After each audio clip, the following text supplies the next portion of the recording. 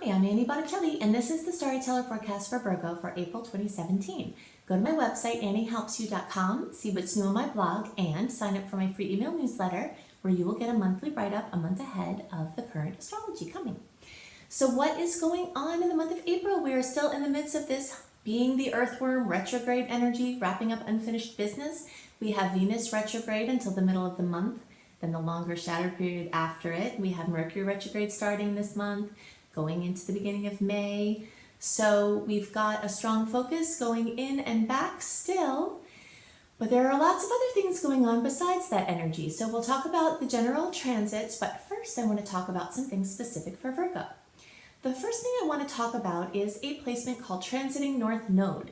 North Node placement in the natal chart is my absolute favorite thing to talk about. I talk about it in all my readings. I teach my apprentices to talk about it in their readings because the North Node is your area of highest expression in this lifetime.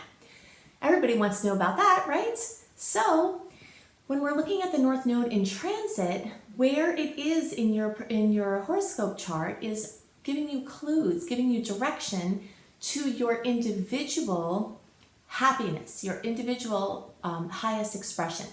So for all Virgo placements, early, middle, and late, this is moving through your 12th house. So your 12th house has to do with your unconscious mind. And your unconscious mind is this very deep wellspring of creation. You know, it's a quiet space, it's an intuitive space. So we can safely say with this transit that your area, your intuition is the key to your happiness. And that is a very strong statement that I hope will ring in your mind, because the 12th house is very much about intuition. It's everything that Virgo energy is not about. Not to say that there aren't plenty of very intuitive Virgos. I know quite a few of them. But the energy of Virgo is logical, you know? It's what's right in front of you. It's what can be seen. It makes sense to the mind. This 12th house is the opposing force to the energy of Virgo, and it is unseen. It doesn't make sense to the rational mind. It's abstract. So the key to happiness, to your highest expression for Virgo placements, is to foster, to develop, to trust, to bask in, to follow your intuition. So I wanted to give you that little tidbit about the North Node placement.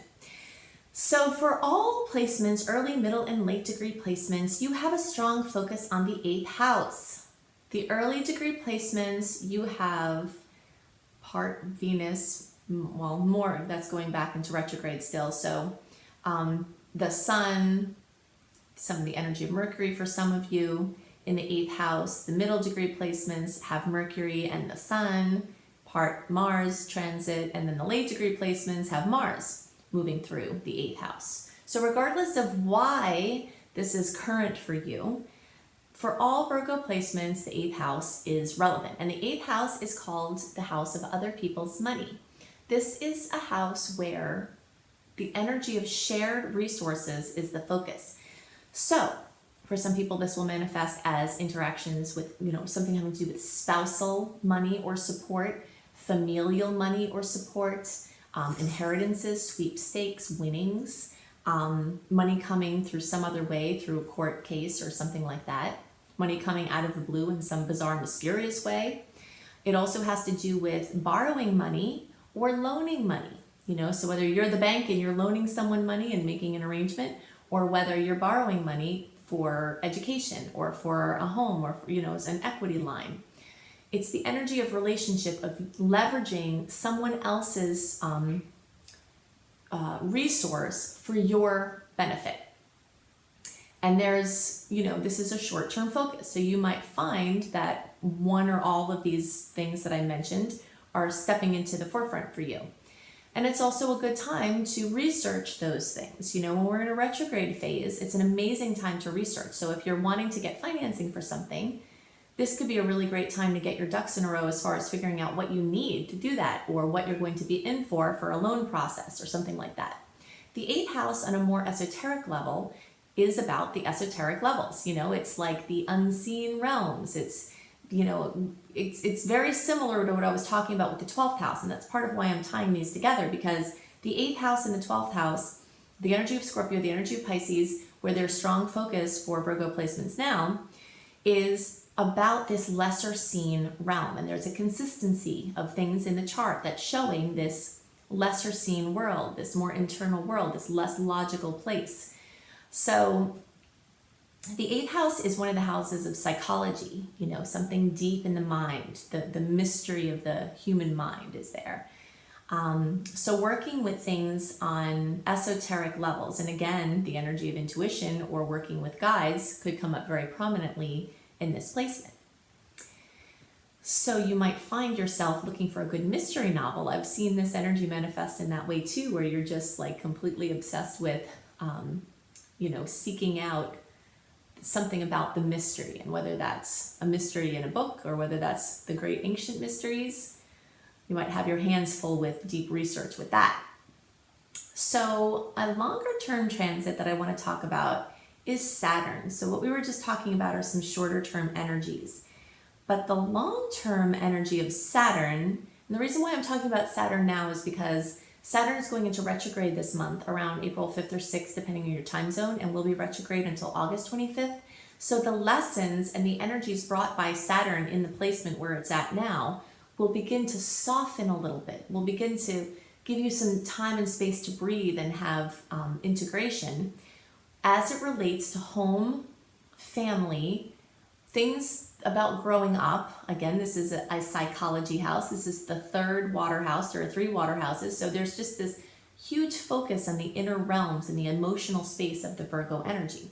And it could be just quite literally a home investment project or a home related project, or if your business is based on homes, if you're a real estate person, interior design, there could be something going on with Saturn there that's relevant for the long term. Saturn can do many things, but there are 2 major things that I see it do. One is create problems, obstacles, challenges involving home and family and heaviness and difficulties as an effort to resolve past things that have not been resolved and to build relationships and situations for the future. The second thing is it can bring something to fruition. Saturn is the bringer of form. It's the energy that takes something from the abstract and brings it down into the seen realm. So when Saturn works in the 4th house, it could bring your home and family dreams right into fruition, right before you. You know, and this takes place over several years. This is an ongoing theme that you're working with. But it often requires hard work. So let's say you want to buy a house and you've been working consistently at a job for a while so that you can have, you know, your credit be good and have your what you need for a loan, etc. You know, this energy of Saturn is wanting to help you to build that dream of home and bring it to life. So if you've been working extra hard, there's a chance that while Saturn is in retrograde, you might have a little break, a time for a vacation, a time, you know, when you have some good news come in about something that you're working on. If something has been challenging with a family member, it could be that you have a little bit of a lift or a breakthrough with it or something like that. Even the late degree placements that might also have some of this energy in the 3rd house, you are going to experience the energy as I've been discussing it in the 4th house. So that it is relevant for all placements. You late degree placements or ones with people with the birthdays later in the sign, like the last week or so in the sign, or the last 7 or so degrees if you're watching for your rising sign, you might also have Saturn moving through the 3rd house, working to define your communication, working to fine-tune your communication skills, writing, editing, bringing your expression out into the world in some way. Could also have something to do with relatives that aren't your parents or children. The 3rd house includes relatives that are not your parents or kids, but the 4th house includes any relatives, any home family, but specifically like parents or who's in your home space, you know, your actual home.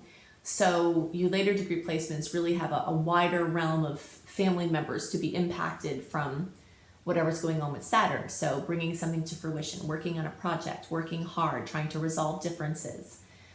So hopefully if there have been challenges there, then it will give you a little bit of a reprieve with the retrograde. also working on getting your perfect communication devices or your perfect cars. Do note that April is not the best month to buy a new car or device if you can help it, because of the retrograde energies. They lend themselves to more short-term energy. Usually when you're buying devices or transportation, modalities, you're looking for more of a longer-term energy. So this theme that I'm talking about with Saturn is more ongoing and not something really just specific to April. So these are the things that I have in mind specific for Virgos. Now I want to talk about the sweet spots and the challenging spots this month and some other things to know about the general astrology for April.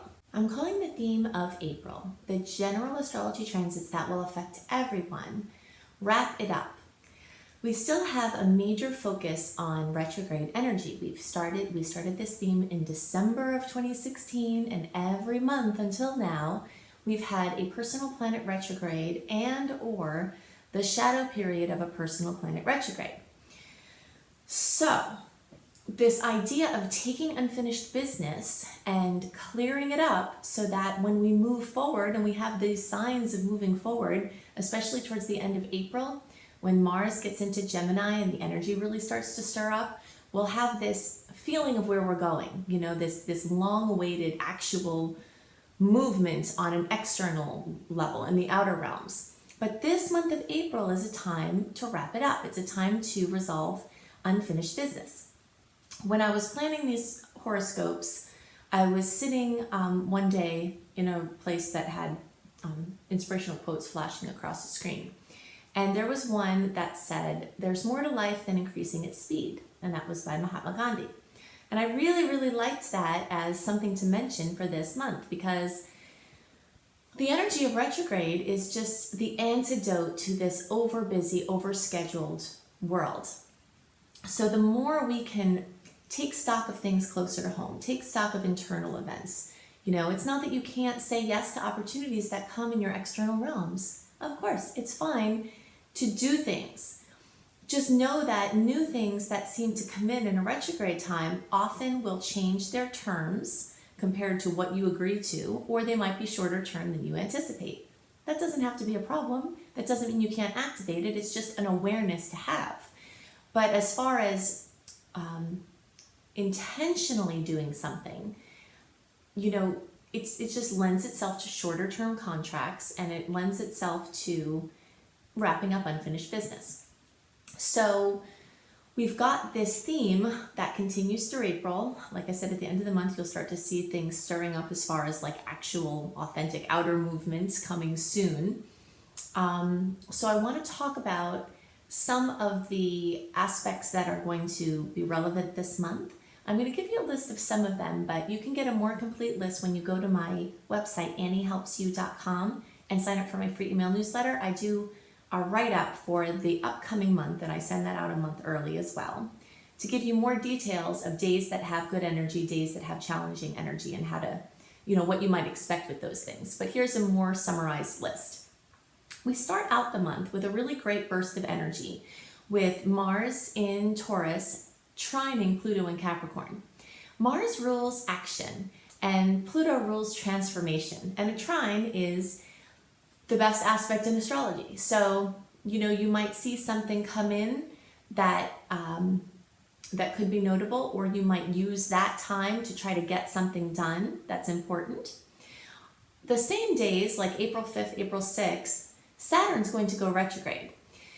When an outer planet goes retrograde, there are different effects than when an inner planet goes retrograde, because outer planets spend a very long period of time retrograde, and inner planets, the ones closer to us, they go retrograde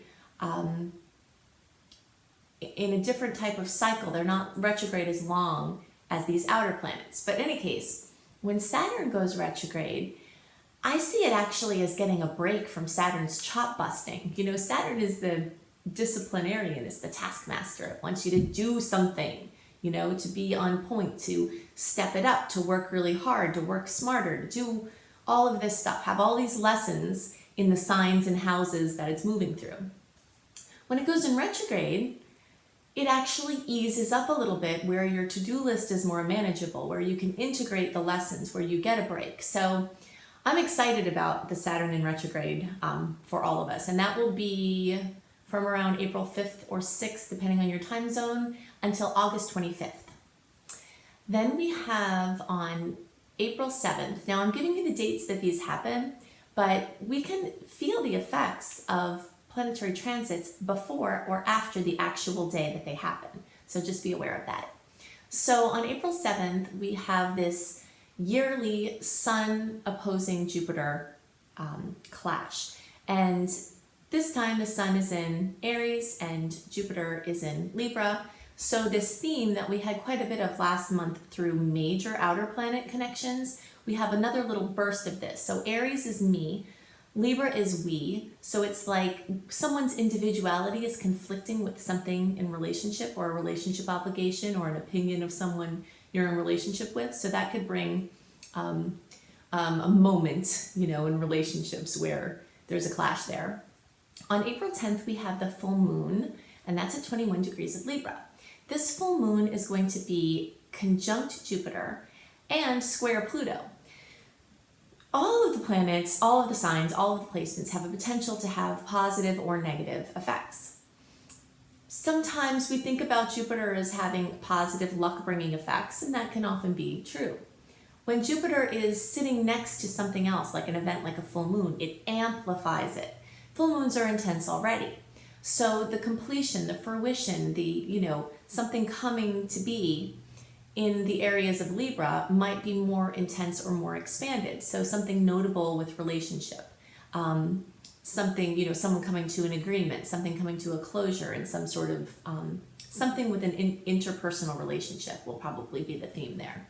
And the square to Pluto usually means that there's some sort of, person with some control or entity with some control that is not making the situation easier. Usually some sort of force that just seems like it's working against you. So I always like to leave a little room around the full moons because they're often emotional, and you might want to have the space to tend to whatever comes up there, whether it's a great positive thing coming to fruition that you want to be present for, or whether it's a challenge that's going to be emotional and you'll need a little time to recover. I think it's a good idea to leave some space around that full moon, which is on April 10th.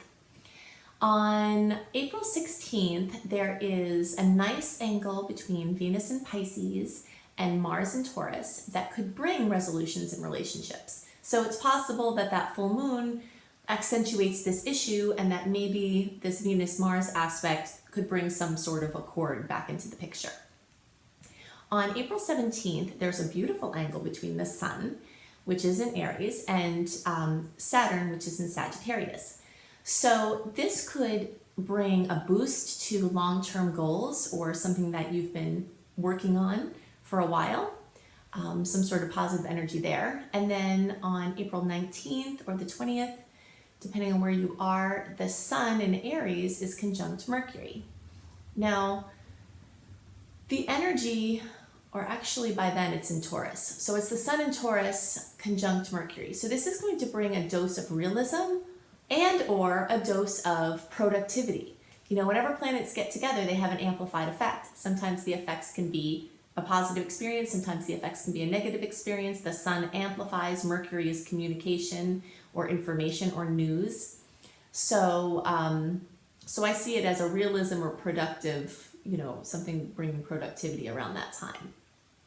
Then on April 21st and the days around there, especially watch your security on all levels and other private and personal information, because Venus in Pisces is going to square Saturn and Sag, and Saturn can bring some hard lessons and want some details attended to.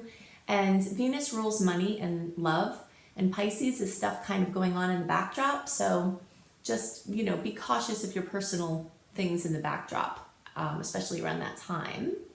Then on April 24th, we have Mercury in Aries making this beautiful aspect to Saturn and Sag, just like the Sun did a few days before. So this can bring in good news or more boosts to long-term goals. There are some themes that I'm seeing, a theme that I'm seeing this month because of a lot of pretty nice Saturn aspects, are these boosts to long-term goals. Now, even though we're in the midst of something, this retrograde energy that's kind of like a short-term energy or a going backwards energy, but if you've been working over this time to see to details in the backdrop, you might see these Saturn aspects really start to light up, showing the work that you've done is actually getting somewhere.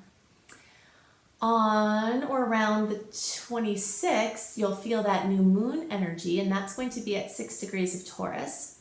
New moons are times to make wishes. You can check out my video, Making Wishes Come True. If you just search for Annie, Making Wishes Come True, you can learn more about how you can use these new moon energies. But basically you get 10 wishes at each new moon, and the more you align your wishes to the energies of the sign that the moon is in, the more easily the universe can bring those wishes into fruition. I also have a blog up on my website, anniehelpsyou.com, called Making Powerful New Moon in Taurus Wishes, that you can use specifically for this moon on the 26th. So Taurus energy rules money, finances, self-sufficiency, connectedness to earth, or eco-friendly types of things, earth sustainability projects. Also values, so anything along those lines will get a bigger boost when you wish for them around this time. Then around the 28th, and it's very close to this new moon energy, enough so that these energies could blend together, you could have electrifying experiences or information come in because Mercury is conjunct Uranus. And this is happening in Aries. So you really, anytime you have something involving Uranus, you got to look out for surprises. When it's in Aries, which it has been and is going to be for a while, you have to guard your physicality, especially your head. So, something, you moving along and something bumping your head, the odds of that are increased during that time. So just watch yourself. Now, the odds are just as likely as information will bonk into your head, as opposed to the literal hitting into your head. Insights, sudden breakthroughs. It's a really great time for brainstorming. Whenever I see aspects like this with Uranus, I really love it for brainstorming on any topic. Then we close out the month, April 30th, with this energy of Saturn and Sagittarius with Chiron and Pisces.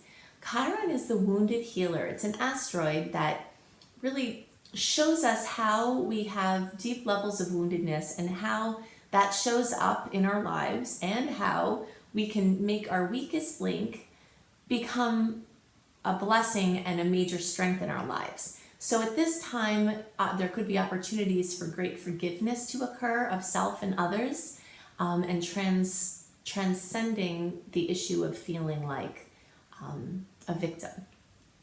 So these are the things that are most on my mind for the general astrology for the month of April. Definitely go to my website, anniehelpsyou.com, where you can see more about my professional development courses. You can keep track of the registration for my astrology apprenticeship program, my coach certification and online business course. If you'd love to be a professional coach, help people reach their goals, that is one of the things I'm really good at, and I love to teach people how to help other people to do that. You can check that out.